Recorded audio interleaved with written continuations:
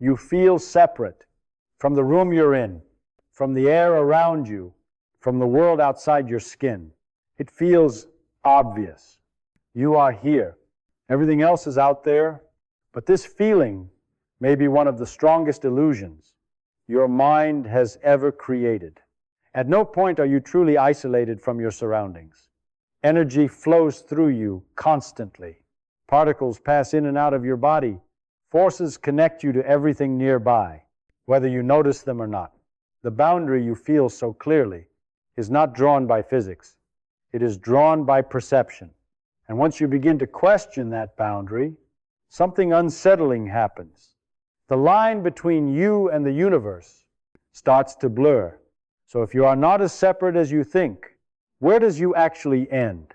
From the moment you become aware of yourself, the world teaches you a simple lesson. There is you, and there is everything else.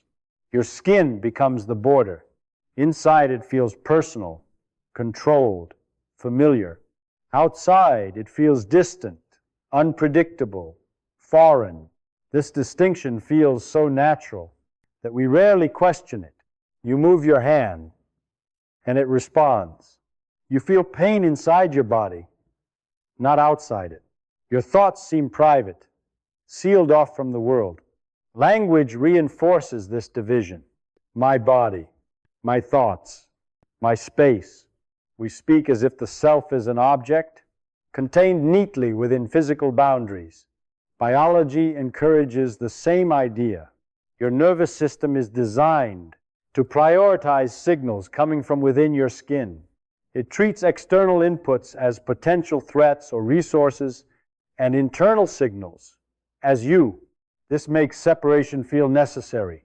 If you couldn't tell where you ended and the environment began, you couldn't survive. So your brain draws a clear line. Not because physics demands it, but because survival does. Over time, this line hardens into identity. You don't just feel separate. You are separate, or so it seems. The world becomes something you interact with, not something you are part of. Even science, at first glance, seems to agree. We study objects as isolated systems. We talk about bodies, forces, interactions, as if they occur between distinct entities. This perspective is useful. It works remarkably well at human scales. But usefulness is not the same as truth. The sense of separation you experience is a model, a simplified story your mind tells. To navigate a complex world, and like all models, it hides as much as it reveals. Because beneath that clear boundary is a level of reality where separation becomes harder to define. And once you begin to look there, the certainty of you versus the universe starts to quietly dissolve.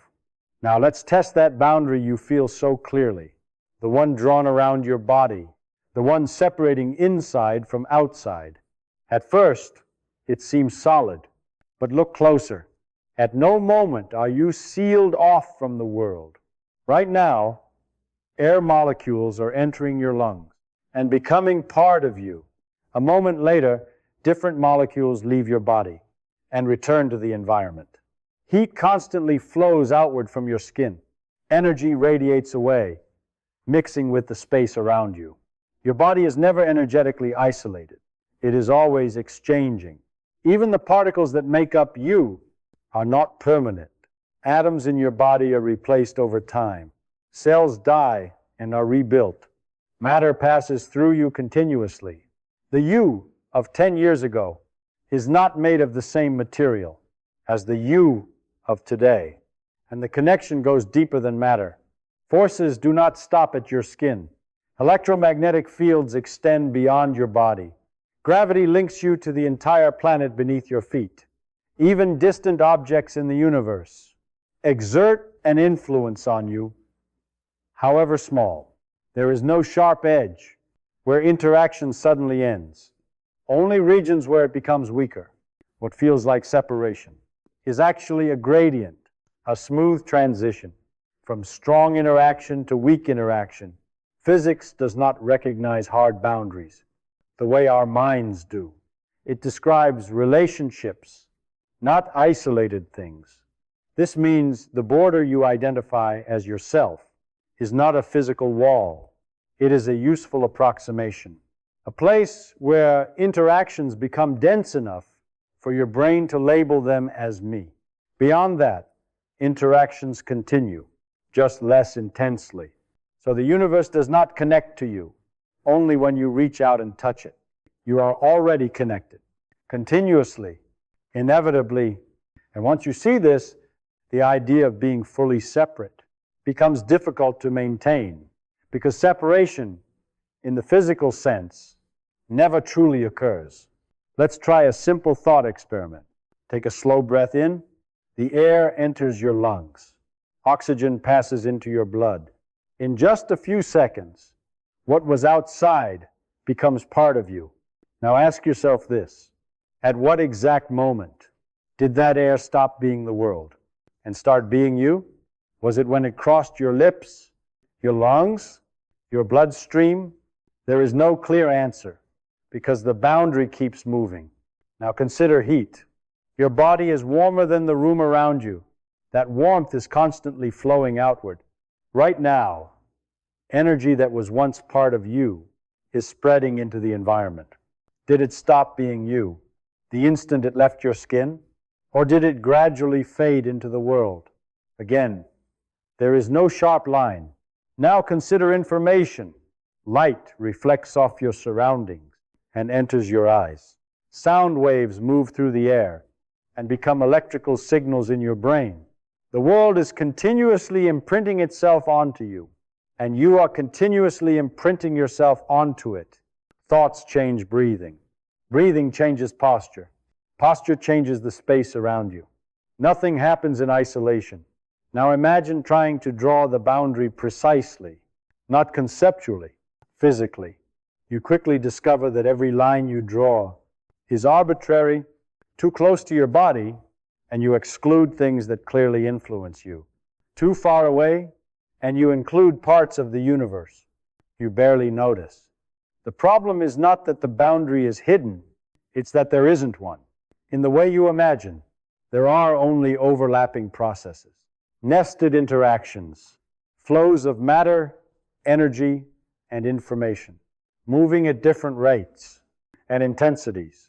Your sense of being a separate entity comes from focusing on the densest part of that flow, the region where interactions are strongest, most immediate, and most relevant to survival. But that focus creates an illusion. It makes a process feel like an object.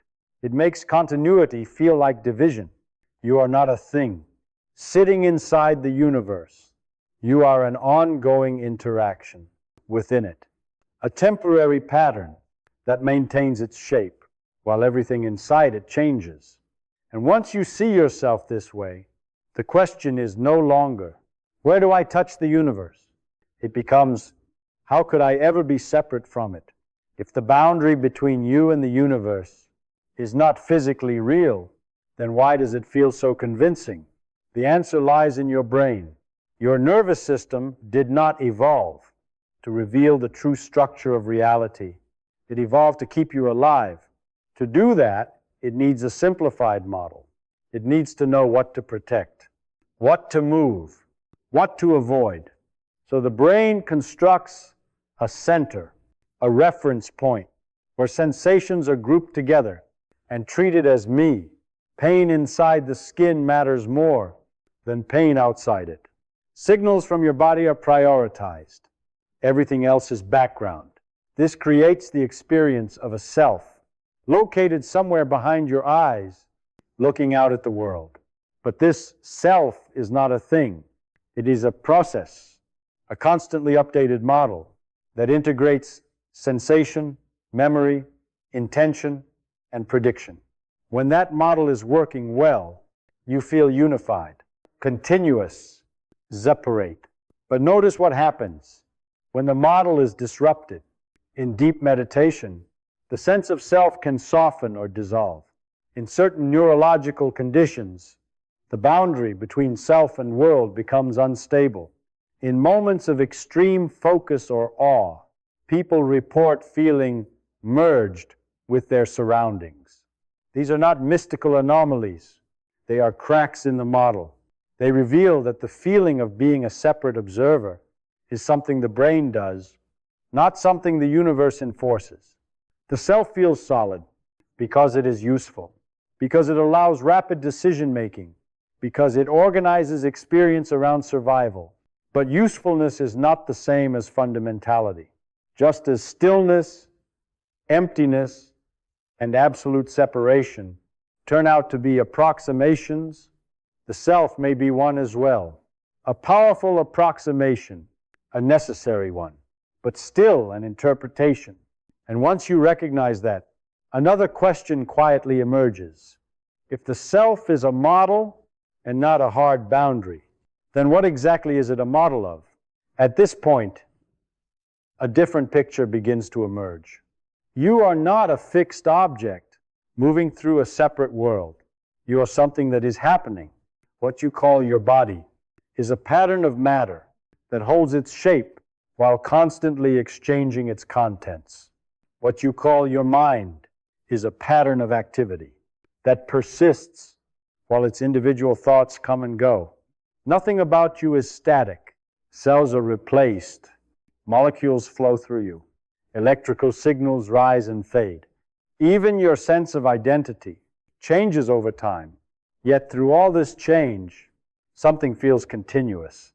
Not because the pieces remain the same, but because the pattern does. This is how processes exist. A whirlpool in a river is not a thing. It has no permanent particles. And yet, it is real. It persists as long as the flow continues. In the same way, you are a stable pattern within a larger flow. The universe does not surround you. It passes through you. The forces that shape stars also shape your body. The same physics that governs galaxies governs your breath, your heartbeat, your thoughts.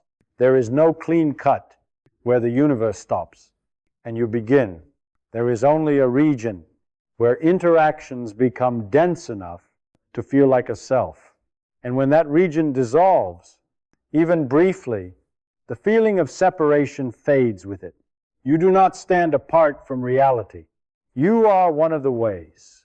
Reality organizes itself, so the boundary you feel so strongly may never have been a physical line. It may have always been a story, a useful one, a necessary one, but still a story your brain tells to make sense of constant interaction. You are not a thing sealed off from the universe. You are a process within it, a temporary pattern formed by matter, energy, and information, flowing together for a while. This does not make you smaller. It makes you more connected than you ever imagined. Because what you call you is not standing apart from reality. It is one expression of it. And that leaves us with a final question. If you are not truly separate from the universe, and the boundary you feel is an illusion, then where do you think you actually begin?